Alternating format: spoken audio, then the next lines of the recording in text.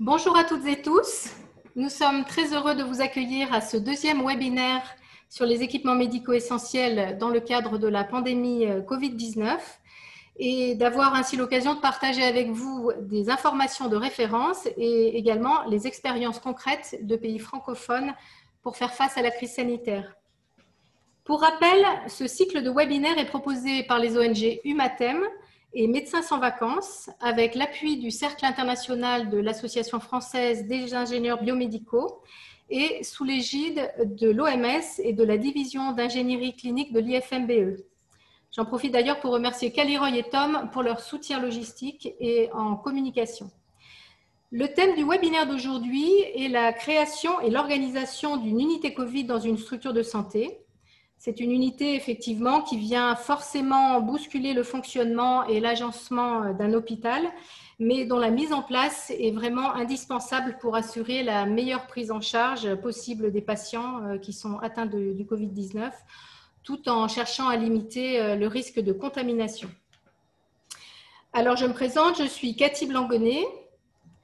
Donc, je suis la directrice coordinatrice de l'ONG Humatem. C'est une ONG française qui est en relation officielle avec l'OMS depuis 2015 et nous sommes spécialisés depuis plus de 20 ans dans la coopération biomédicale solidaire. Le webinaire s'articulera autour des présentations de l'OMS et également de 3 intervenants médicaux et biomédicaux, donc des experts. Et pour l'animation de ce webinaire, je vais être accompagnée du docteur Augustin Tamboué, qui est responsable de la politique de santé au sein de l'ONG Médecins sans vacances, qui est spécialisé dans le renforcement des capacités hospitalières et qui intervient actuellement auprès de 37 hôpitaux dans 5 pays du continent africain. Alors Augustin animera avec moi le temps de questions-réponses à la fin du webinaire. Et à ce sujet, donc, j'invite les participants à poser leurs questions tout au long du webinaire par écrit dans la boîte questions-réponses Q et R qui est en utilisant le bouton en fait Q et R qui est situé au bas de votre écran. Encore quelques petits rappels importants avant de laisser la place aux présentations.